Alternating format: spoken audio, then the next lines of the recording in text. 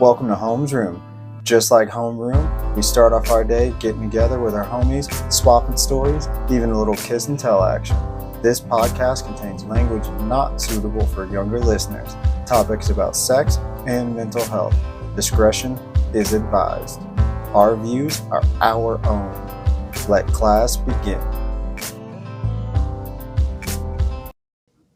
Welcome to Home's Room. We're back with another episode. I'm really excited about this one because this is like that day where the teacher would push the cart and the TV in the classroom, and you just knew.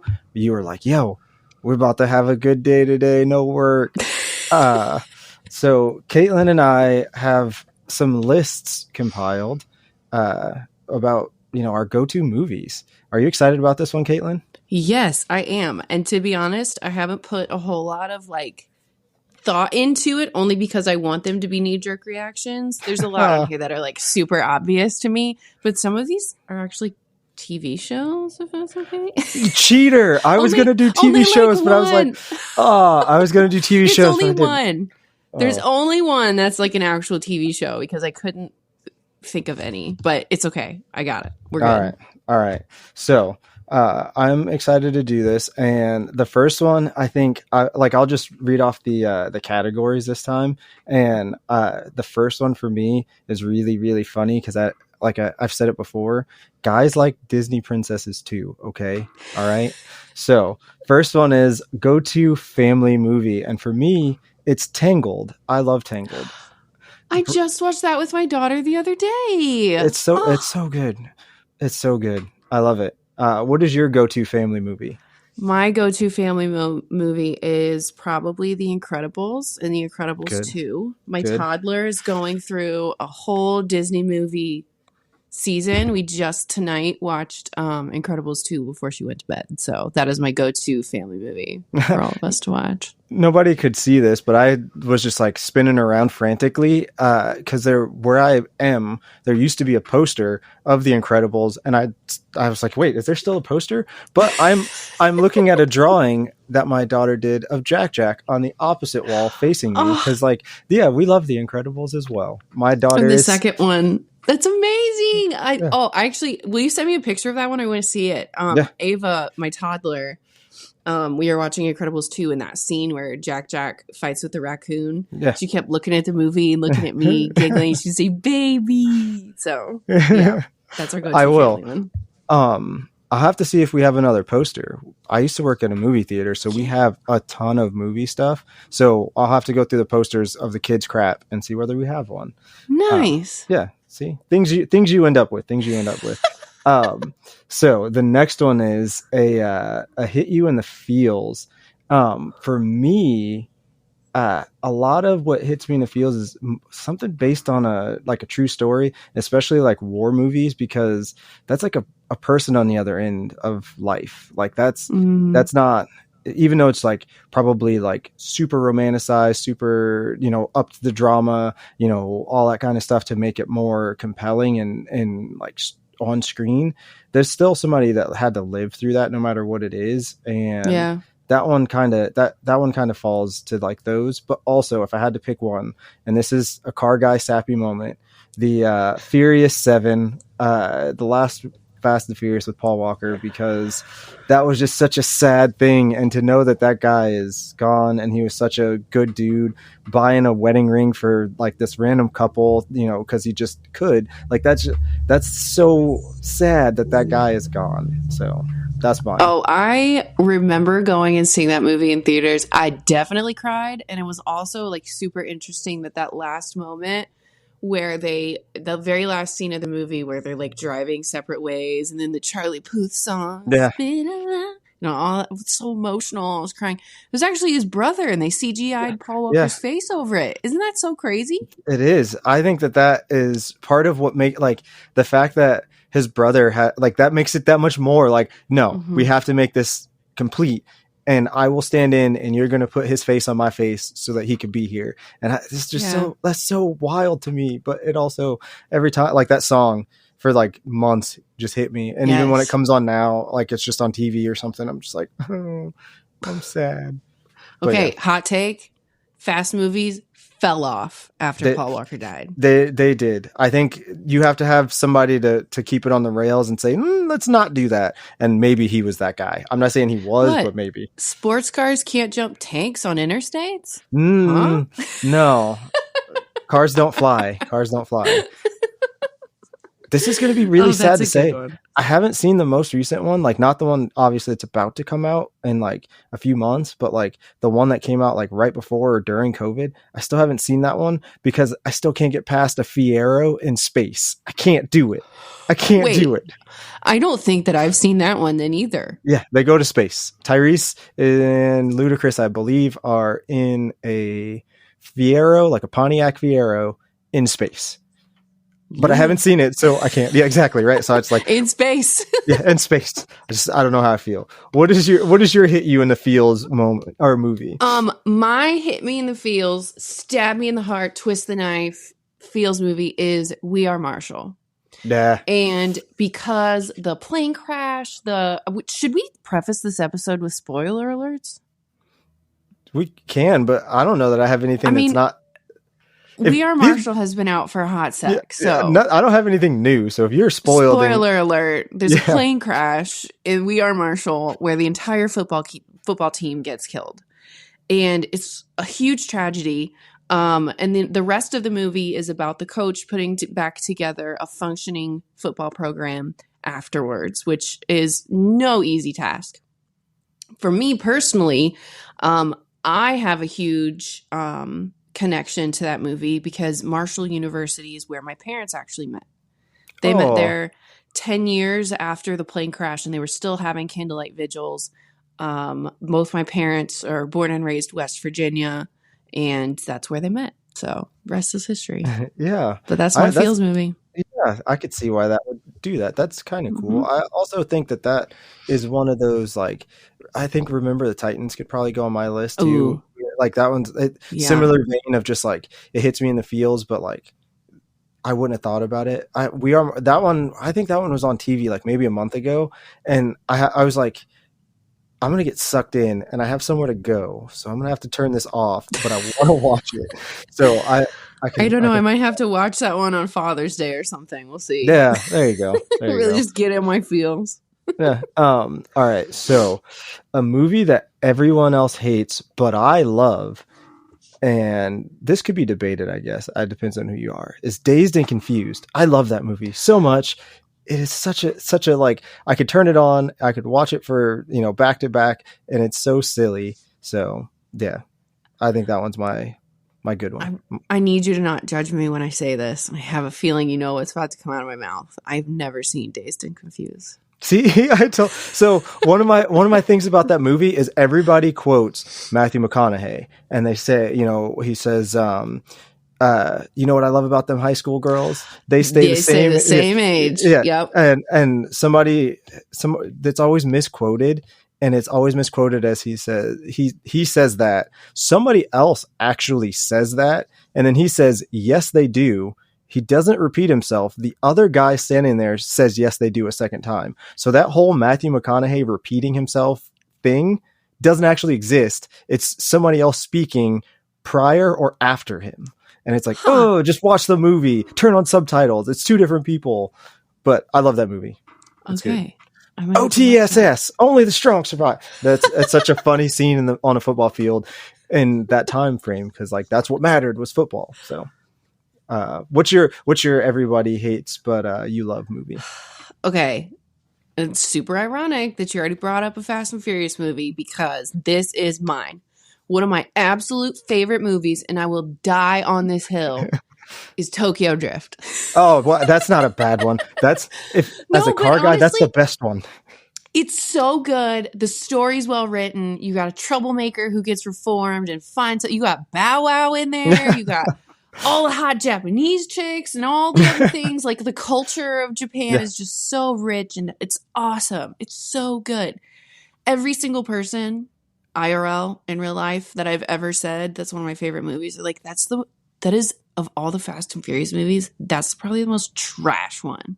Like all that's the others they're not car so people. Much better. I'm like, have your opinion. You might not like it, but I do. So that was immediately what I thought when I saw that on the list. I love it. See, again, that one is from a car person standpoint, it has the most racing, it has the most story that revolves around racing, and to solve all of the problems, it is a race that matters. That is what a Fast and the Furious movie is built off of. I grew up watching underground street racing DVDs that you got out of a guy's trunk, so like that's the most like that of them. I love that one.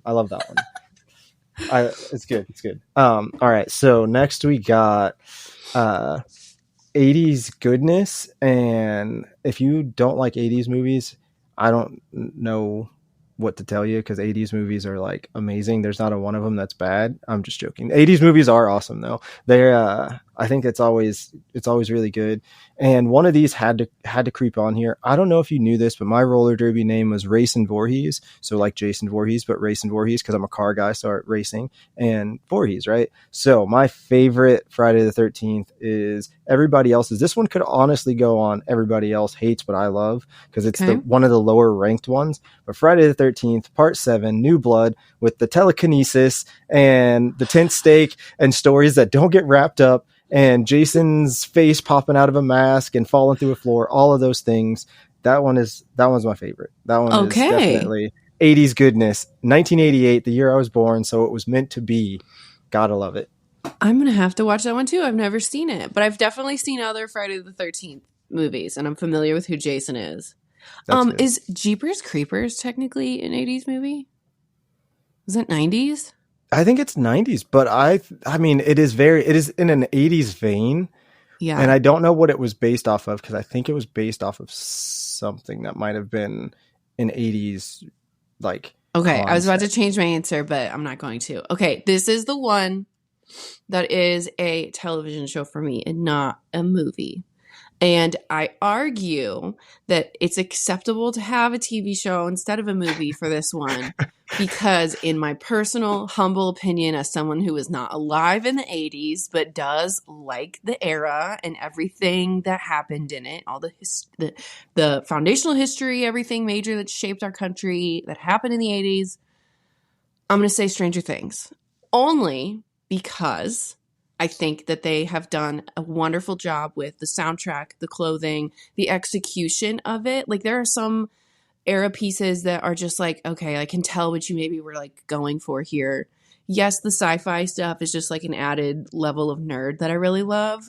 But every season that I watch of Stranger Things, I'm just like, the clothes, the social setting of a mall, the lingo.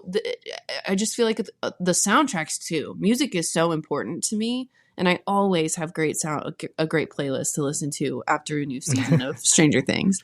So again, I still argue that an exception should be made, mostly because there's not a whole lot of 80 movies that I do like, but I really think that they did a great job with the writing and the execution. And even though Stranger Things is coming to an end soon, I'm very excited to see what else comes from the Duffer Brothers. Yeah, I think that I will give that one 80s goodness with an asterisk, not even a big asterisk, like a tiny one that you almost wonder, is that just like a mess up in the print? Like, what is that? Because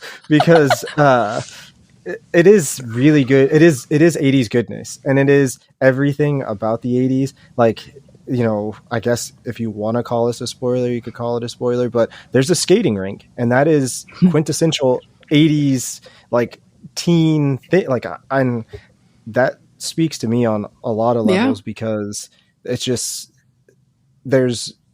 everybody can do something at a mall. Like you said, you know, like that's 80s. That's a thing. Everybody can do something at a high school, and that's just life.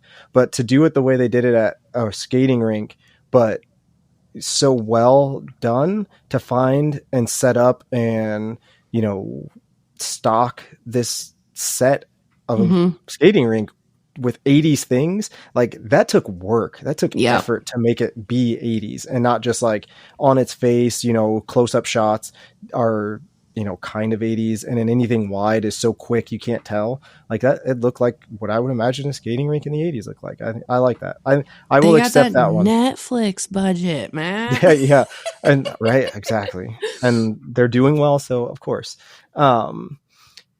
I like that. That's a good one. That's a good That's my one. only TV show though. So Okay, I don't have any TV shows because I didn't cheat. Um, damn. um, so the next one is you need a scare, and for me, I think of all the scary movies that you could have, scary movies where it's like a demon, scary movies where it's like a creature, whatever it is. Those are scary, but like you can rationalize those away. The scariest movies to me is where it's fucking people, man, fucking people. The Strangers is what I got when I don't want to sleep for the next like day or two. The Strangers is what I'm going to put on because I'm going to constantly be like, somebody's in my backyard. And if you haven't heard by now, my backyard backs up to a cemetery. So people are just walking around back there randomly in the middle of the night because it's an open field. Basically, they can just cut through the neighborhood. So it's super sketch sometimes. All they got to do is jump a fence, and if they want to do some weird shit, here I am stuck. I'm gonna open my back window, and there's gonna be a dude, and I think that was a pillowcase with some eye holes cut out. Oh But either God. way, that movie definitely gets me even still. And in that song, when the radio or when the record player is skipping, it's just such a bad like. I can hear it in my head right now, and nope, don't want it. Don't want none of it. None of it. That's a good one. I actually between that one and Paranormal Activity, those are scary movies. But for me, the scariest movie that I ever have seen in my life, probably scarred because I was probably a tad too young to be able to watch it. I was hoping you were gonna say that. Anytime I need a scare, I turn on The Exorcist. Yeah, that's a good one. I Classic. was probably like 9 when I watched it for the first time. It was because I had older cousins that wanted to torture me. I was sick. I was nauseous. I was so scared. And then my parents were so mad because it was like a cousin sleepover at our grandparents' house, which like very rarely ever happened. But we wanted to like hang out with our cousins and all that stuff again in West Virginia. But another layer, I'm in St. Louis, and it's actually based off a story from St. Louis. So that makes it extra creepy for me. So that's my definitely need a scare. We're gonna bond for a second, and I don't know how we keep doing this. So I'm not I love slashers. Slashers are one of my favorites. I don't like Freddy, not because I don't like the movies. I think the movies are done really well. I think that the makeup and everything is really good. I don't like the character specifically because he's just so grotesque, and the things that he says and does, like, I don't know why that just like never sat right with me. But my first like introduction to Nightmare on Elm Street was a camping trip out in the middle of nowhere, South Carolina, in a trailer I've never been in because we got somebody that had property. We could go hunt on their land. They just had a trailer out there. So my dad and his friend, who we often went camping with, they were like, oh, let's put on a movie. And this guy in this trailer had like probably 6 movies, 5 of which were probably inappropriate and I wasn't supposed to watch. And then the one that they could put on was Nightmare on Elm Street. Oh my gosh, and man. I started watching it and I was like, I don't know that I want to watch this. I was also 9. So I was like, this is terrible. So we're in this trailer I don't recognize. The whole back half of the trailer is dark because it's obviously like a hunting trailer. It's not really a good one. It's not really a good one. And then I'm like, where can I go to not watch this? My dad's like, well, just lay on that other couch. And there's a couch that like pulls out into a bed, and it just happens to be like butted up against the TV, so I can't see the TV.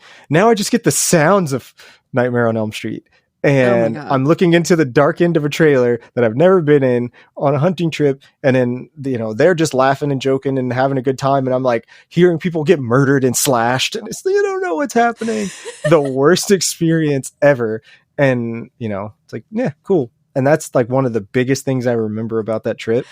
Because it was like that, like where like that movie probably sticks out in your head. I don't know which Nightmare on Elm Street it was. I just know that that's what it was. So I scarred you. Oh my gosh, you poor person. That's awful. Right? Terrible. Gosh. Gotta love it, right? What is with people wanting to torture tiny humans? Right? It's so bad. I thought as soon as you were telling that story. Oh, I love it. Emotionally scarred. It's fine. We keep bonding over stuff like that randomly Yeah, because it's I don't know so what's up. weird. So funny.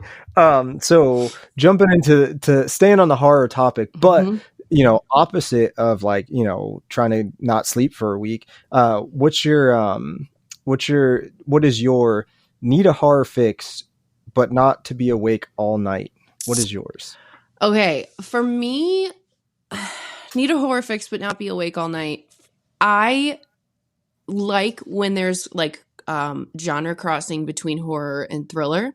So my go-to for this category is going to be Don't Worry, Darling, Yeah. because my favorite book genre to read is a thriller. I'd like to eventually write a thriller someday. I think it would be so fun. Yeah. The horror versus thriller, I'm not gonna, obviously there was a lot of drama with the actors, but I love Florence Pugh. I think that she does a wonderful job in like every role that I've seen her in. But it's like fucked up enough where it's just like, holy crap, but it's also not terrifying like The Exorcist is for me. So that's how I picked that one. I like it. That's a good choice. Choice. I want to ask, have you seen Fresh? Did you watch that one? I don't think I have yet. No. Mm-mm. So I don't remember what it was on. We streamed it. It's now I can't think of what his name is. The actor that is the Winter Soldier, Sebastian Stan. Yeah, Sebastian Stan. He's a cannibal. And it's such a good movie, but that's what that makes me think of. Is like something that I wasn't expecting to be a horror movie.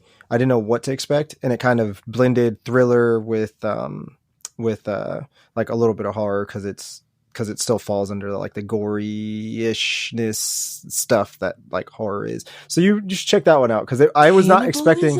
What are you trying to send me? Yeah.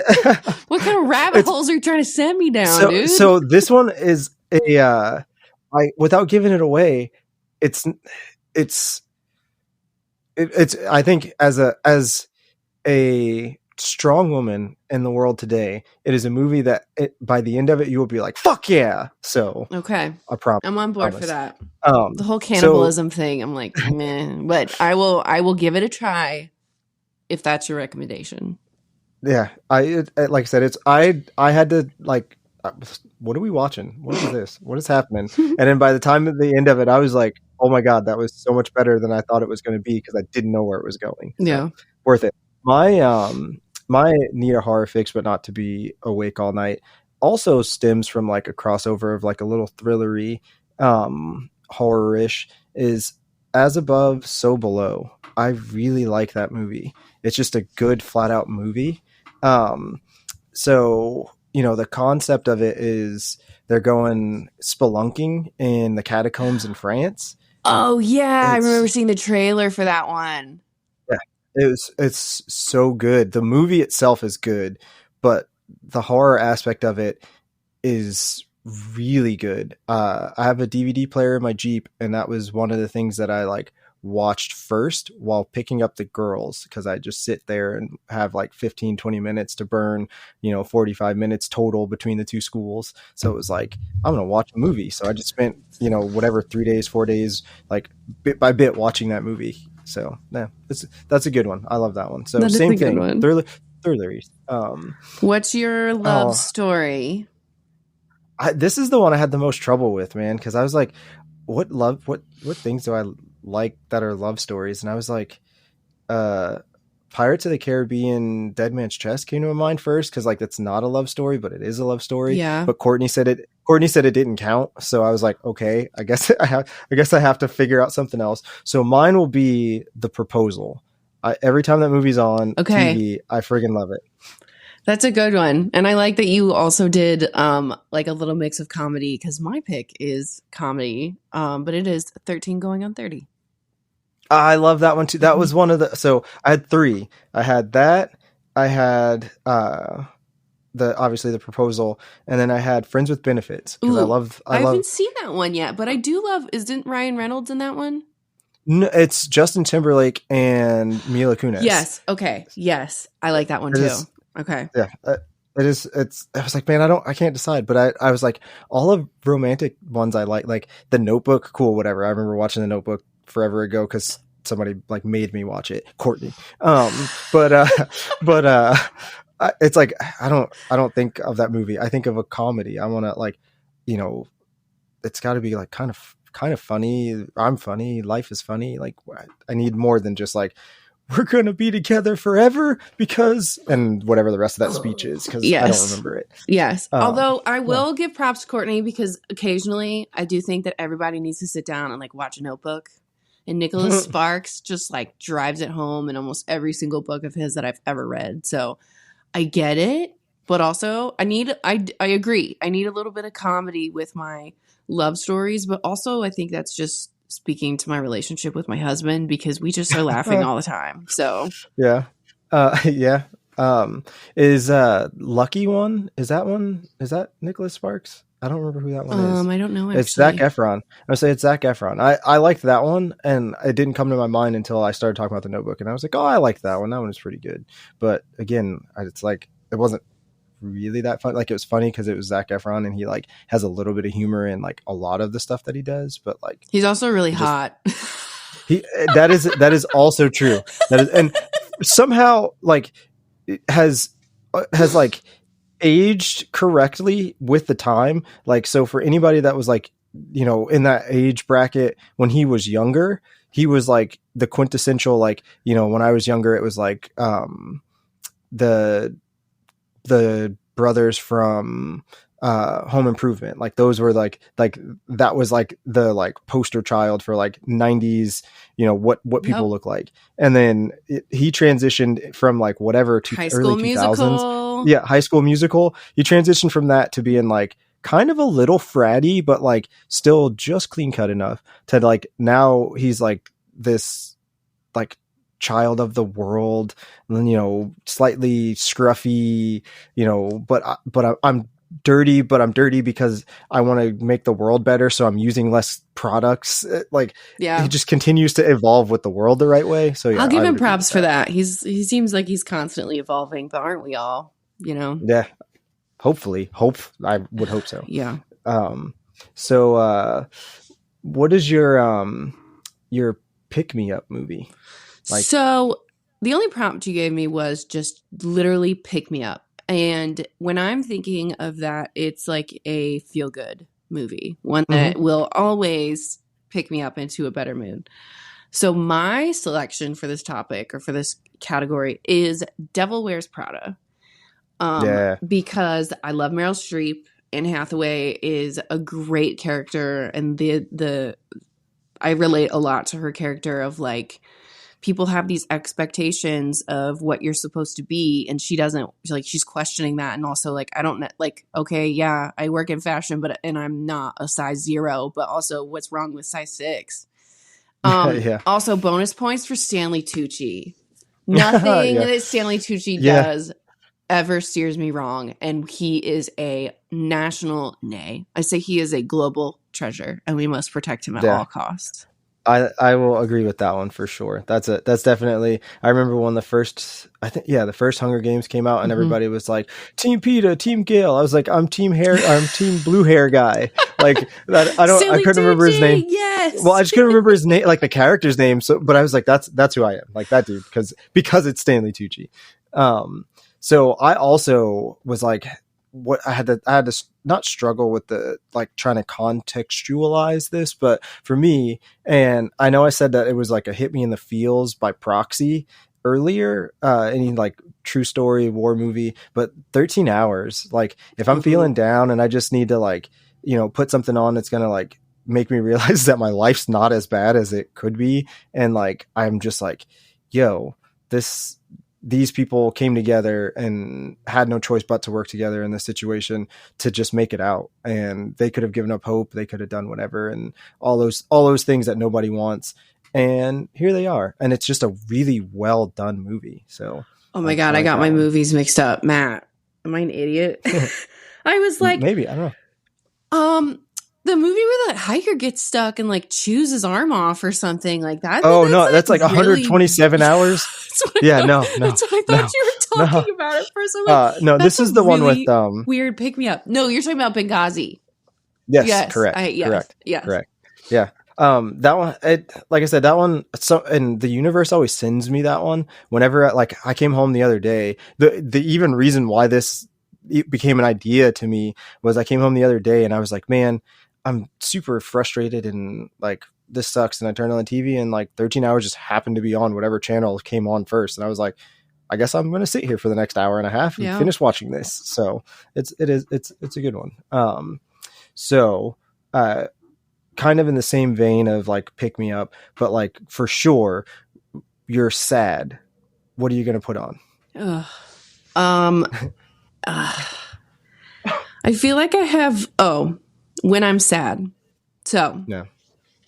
My personal brand is to literally keep it as real as fucking possible. So fun fact about me, every year on the anniversary of the car crash that killed my mom, I watch Tarzan.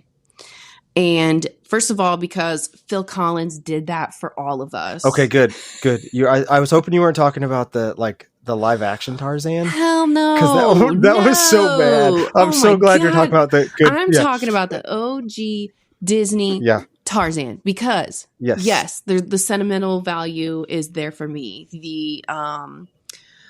My mom would pick CDs and she would just play it till it nearly broke. And that was one of the albums that she played over and over and over and over again in her car was the Tarzan. So I get a lot of comfort from that soundtrack. Phil Collins is a treasure. But also the story, the animation, when I'm sad and just really need to connect and stew in that for a minute, that's one way that I connect with my mom and her memory, but also it's just a good movie in general. So I love that that's your answer, and I love why that's your answer. That's like that adds something to it. When I was a teacher, we had like 6 CDs, maybe. I think it was like 6 total. We had a nap time one, a crappy nap time one that like we never used, and then we had like various other kids bops. But there was one that we always loved, and it was like the Disney soundtracks. But it was like all of these little kids who have no idea what any of these movies really are. But then all of us like 20 somethings who grew up on these Disney songs. So like, you know, the Tarzan songs, every single time those ones came on, there's, you know, a couple from The Little Mermaid that I love. I love Beauty and the Beast. So like all of those I love, but like the Tarzan ones were just always so like, just, they hit you. And I don't know, like, I don't know how that happens, what it is, why, what melody it is that they found that works, but it hits you. So I could definitely see that being a movie that would just be like, I'm sad, I'm putting this on. The world is a different place. So there better not be any Phil Collins slander in the comments. Right? I will die on that hill. We were coming for you. Don't do it. Yeah. So similarly to my pick-me-up movie, Battle Los Angeles is my when I'm sad movie. I know it sounds really like outrageous, but when I'm sad, I always love people coming together. I'm a team first kind of guy. So like what happens, what I see, what goes on is team first. And while aliens are invading, this like unit of Marines is going through like growing pains of having to deal with somebody that just got somebody's brother killed, and they still have jobs to go do. Mm-hmm. They still have things to be, you know, worked on, but that has to get pushed to the side because there's a responsibility to protect the civilians. And like, there's no higher calling, in my opinion, than protecting people, than getting people to safety, and no better way to get you out of your like sadness funk than being like, you know, all I need is to push the stuff that doesn't matter to the side and then worry about the stuff that does matter. Take care of that first. And, you know, just somehow it works for me. Hell, I don't know. Yeah. Like I said, it's weird. Are there also like really great action sequences in that one? There are. I really love Aaron Eckhart, and I think that he's done some weird choices. I'm not going to defend those specifically. Gods of Egypt. But I think, you know, for the most part, like his choices have always been good. And as an actor, I think he throws himself into everything. And, you know, like you said, there's good action sequences. I think that anything where, you know, something blows up is always fun. Yeah. So, yeah. Yeah. Another actor that you said throws himself into everything. I feel that way about Tom Hardy. Yeah. But one thing, first of all, Tom Hardy in Peaky Blinders is great. But one thing that my husband and I, we're like two brick walls coming together on a few select topics. One of them, oddly, being the fact that Tom Brady as Bane is, in my personal humble opinion, the dumbest Batman villain that has ever been executed, ever. I cannot take his voice seriously. I will detonate the bomb. But it's more of a like animated, childish, like, oh, you were born in the darkness, whatever. You know, Yeah. I just can't take the voice seriously. If he had done like a gravelier, like a darker vocal fry or something, like maybe I would respect it more. Yeah. But I just see like that's honestly a good impression that I do of somebody when I'm like making film, like, oh, here I am, like I'm like Borat, like king of the castle. That's Bane, dude. I love it. I don't have an opinion on that one way or the other. Well, that's fine too. Like I make fun of it. I make fun of the act, like the voice that he did, and when it first came out, I worked at a theater, obviously, so I heard it a lot, so I can impersonate it a lot really well, and then I just kind of lost it, and I haven't been able to do it since. But I will absolutely still 100% give credit. That is an excellent movie. I love it. Again, I think isn't it Anne Hathaway in that one again too? Mm-hmm. Clearly a theme here on my list, but again, I just think that it's still a great movie. Okay, I'm not trying to slander the entire Batman universe, and also every single classic Batman movie that had Prince on the soundtrack with Jim Carrey as the Riddler. Okay, I will give credit. Yeah. I cannot get past Tom Hardy. Sorry, did I say Tom Brady earlier? You did, but I was gonna let it slide. Tom Hardy. Oh my gosh. Yeah. Sorry. At least everybody.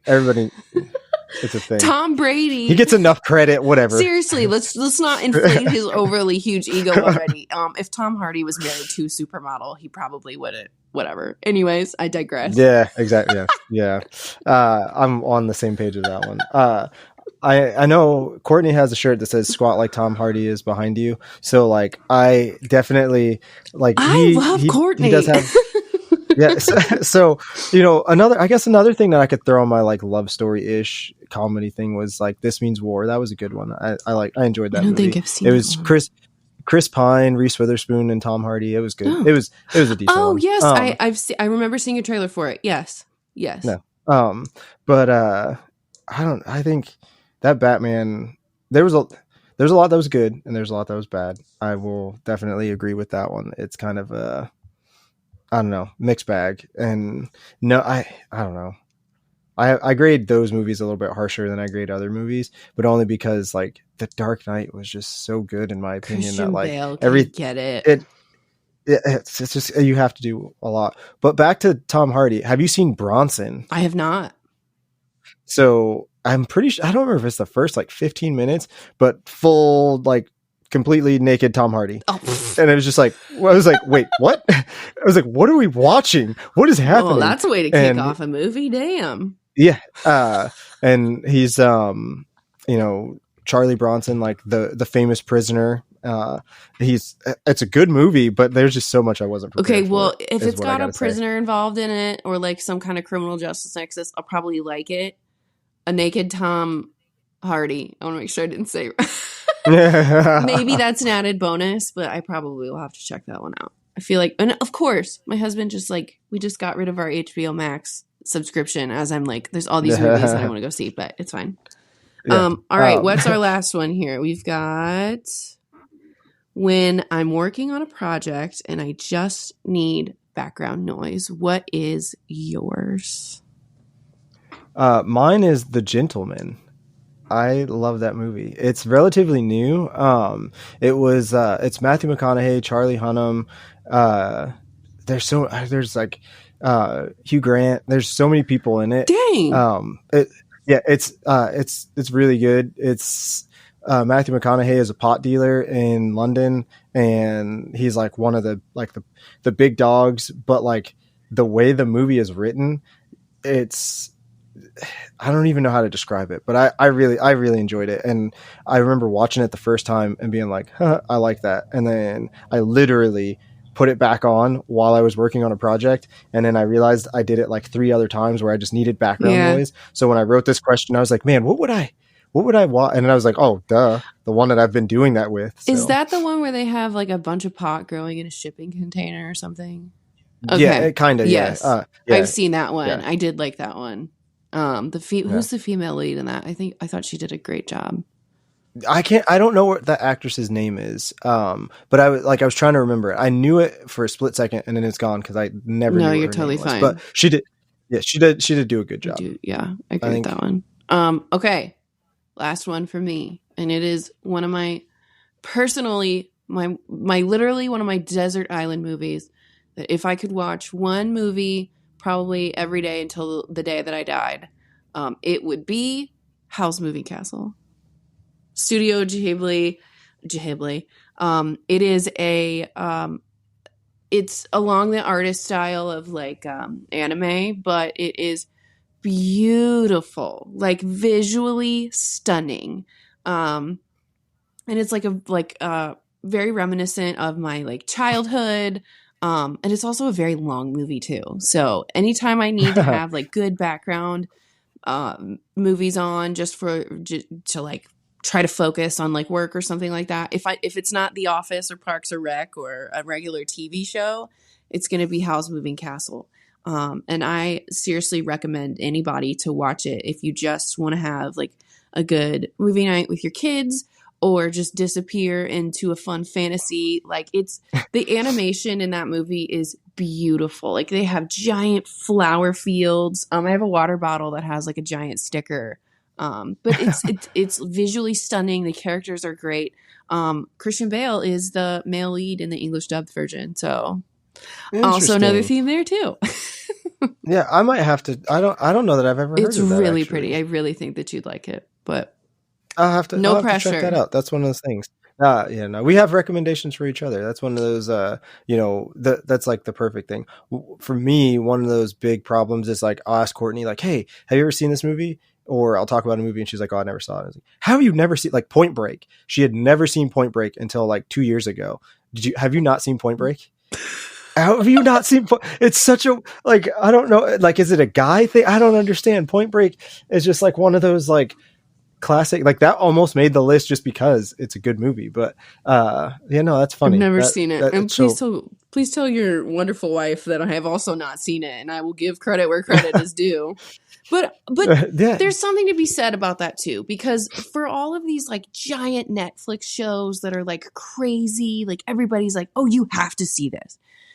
The one thing that will make me write off a show completely and make me have zero interest in it is if everybody's jumping down my throat saying, you have to watch this. Yep. So perfect example of that is Wednesday on Netflix. Yeah. I mean, it was a good show. I didn't mind watching it. I thought some parts of it were like weird and confusing and some of the characters were a tad obnoxious. But if you're in a fantasy universe like that, like, of course you need to have some like, do I think that it lived up 100% to the hype? And was I no, I don't think it did. And I was absolutely confused when I was still on TikTok at that point. I don't use TikTok anymore. That's a whole other side avenue. Yeah. But that TikTok of like her dancing around and stuff, I'm just like, I don't know. Maybe I'm just getting older, Matt, but I was so damn confused. I'm like, what are we talking about here?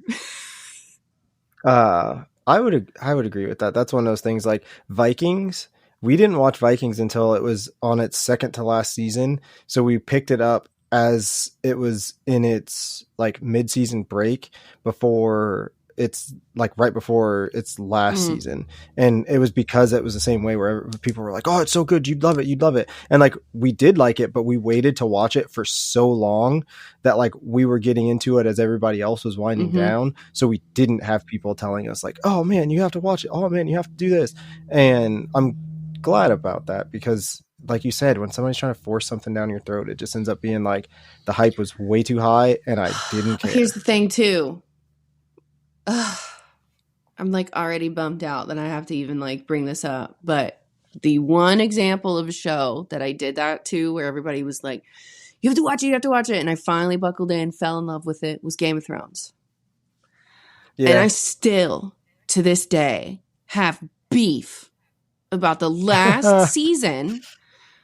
They did us so dirty because they were in a hurry to execute the season so that those brothers who were directing could go on and do, what was it, Han Solo, or do either the Han Solo movie or something that was Star Wars franchise related. Now that Disney's using it as a cash cow. Ooh, I'm warming. I'm talking my shit now. Hold on. So all the character development, the plot holes exist. It's a whole damn hot mess. I'm so still mad to the point where I don't even want to give House of Dragons a chance. I haven't even watched it. My husband watched the first season and he was like, Same. It was really good. I think you'd like it. I'm like, yeah, but also I don't think I'm emotionally ready. Okay. I'm still really much in my feels about the last season of Game of Thrones. But yeah, I'm just, and it's also just like made me very weary, which those brothers got fired from that freaking movie anyways. I'm pretty sure. I just want to say, shout out to Kit Harington because that is definitely that's an attractive man. I love that guy. But only reason we started Game of Thrones was because we did a DVD swap with somebody. I had the box set of Sons of Anarchy.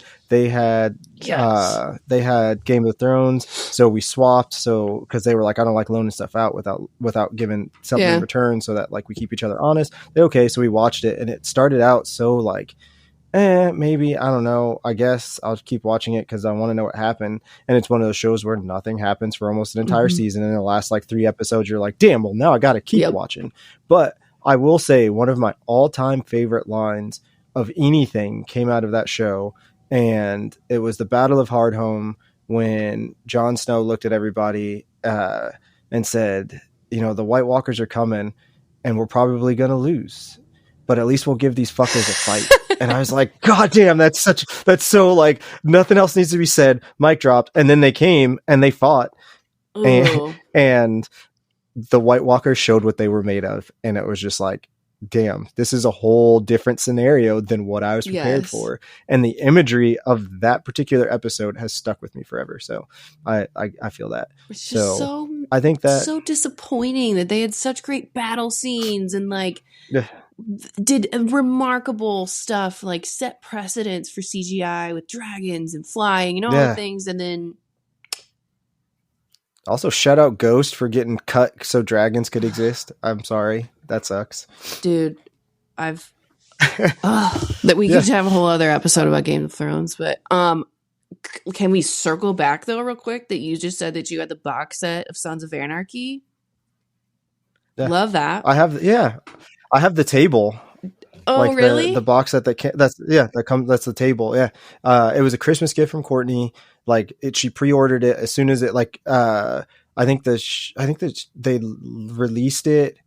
I think they released it in like October or something as the season was getting ready to start, and you could pre-order it and then you had to wait until the actual final season came out in a DVD and they gave you a voucher to go get it so that you could complete the box set once that. So yeah, it's the whole like, I love it. That's so cool. You might have to also send me a picture of that.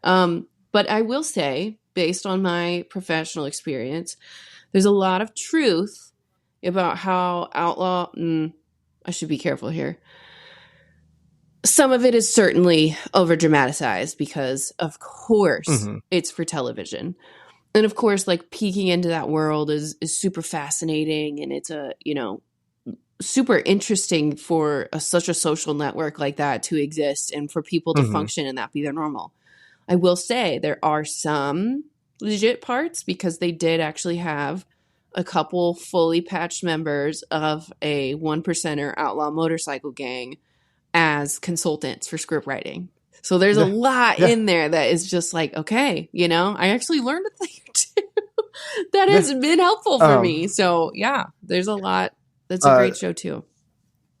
that's one of those ones that like we talked about in the writing episode, write what you know. And if you don't know, you got to go research or go get somebody that does Mm-hmm. know. And that's one thing that Kurt Sutter did really well was, putting the right pieces together.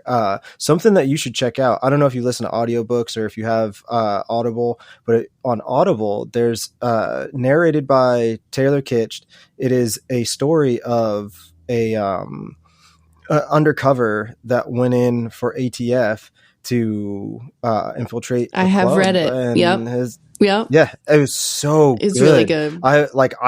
I was like riveting, like it was so Yeah, I good. read the book, And it was great. I also, there's a reason why it doesn't happen very often is because there's a fuck ton of time and money that are put into things like that. But like, I don't know, usually the juice is not worth the squeeze and bosses are more concerned about liability. So, but it's a really good book and certainly something that a lot of people learned a lot from. So, yeah, I think that, those kinds of things, I grew up in, DC and the height of like the 90s gang era, kind of thing. So like that world is kind of baked into me as far as an understanding and knowing how the streets should work and how you have to have this kind of clout to walk here or to do this thing. And, like, oh, you're such and such's little brother or you're such and such's little sister. And that's like a real thing. And there's people that have no idea about that world. So, like you were saying, when people get that kind of stuff right, or they use those details and they plan them, they execute them, they write them really well, I think that it goes a lot further. I will say the one thing that I've heard feedback wise from like Full Patch members is like, on anything that they've interviewed, like, hey, what do you think about that show? They always say, man, we have more fun than that. It's not always so gloomy. And I just think that's like the best thing ever. Like, so funny to me. Oh man. Yeah, there's what is it? That huge motorcycle festival that happens every year. Sturgis? Yes, Sturgis. I have heard some shit. Maybe one day when I retire, I'll go. We'll just see how it goes. That's when my dad is back and we both have bikes again, we're supposed to go, but like I had a bike and then he was like, we should go, I'll get a bike. And then I sold my bike and then he got a bike. And then I was like, well, maybe I'll get another bike. And then he moved to South America. So it was just like, that's really going to be a haul now, but you could still do a road trip. Yeah, exactly. Right, exactly.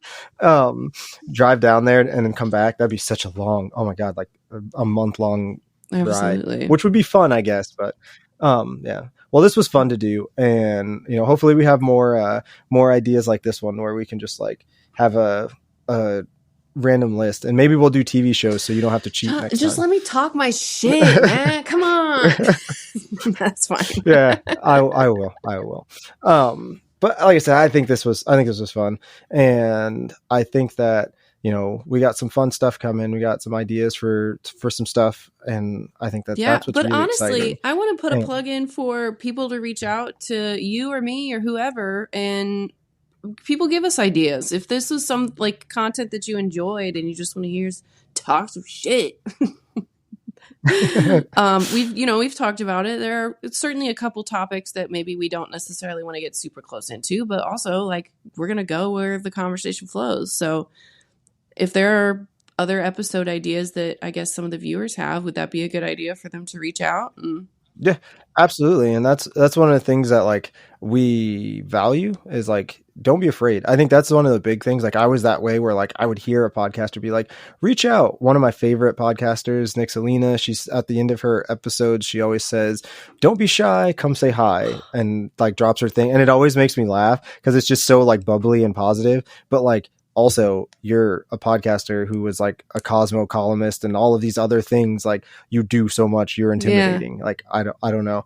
And I swallowed that like fear and was like, hey, I'm not being shy. I'm coming to say hi. And she responded laughing and was like, that was adorable. Well, come up with your own version of it, dude.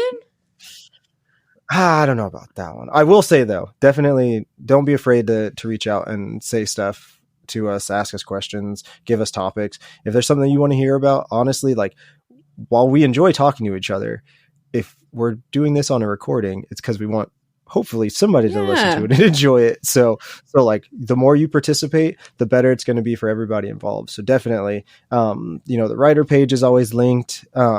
If you go to the podcast website, it's got a spot for it there. There's always a link in the show notes to submit questions. So it's all there. You can do it. You just got to be like, you know what? I'm going to do it. And we're not going to laugh at you. We might laugh at each other, but we're not going to laugh at you. It's always with. Yeah, exactly. Thank you again for being here. Thank you for putting up with these random, off the top of my head, how to make these challenging to come up with a movie. So these lists aren't going to be like the same thing, which I like that we didn't have any crossover. Absolutely not. That was really good. I was worried about that, but we did not. All good. So I appreciate it. Well, that's it. Another episode in the books. And I will. Yeah, I like those high fives. I do self high fives from How I Met Your Mother. I love them. Self high five. There you go. Perfect tie-in. Perfect tie-in. And we will catch you on the next one. Bye. The bell is about to ring. If you want to drop us a voice message or simply ask a question, you can do that by clicking the link in the show notes below. Be sure to leave us a 5-star review. It helps more people find us. Theme music by Kinsey. More music available on Spotify. Remember, every day is a class. Go learn something.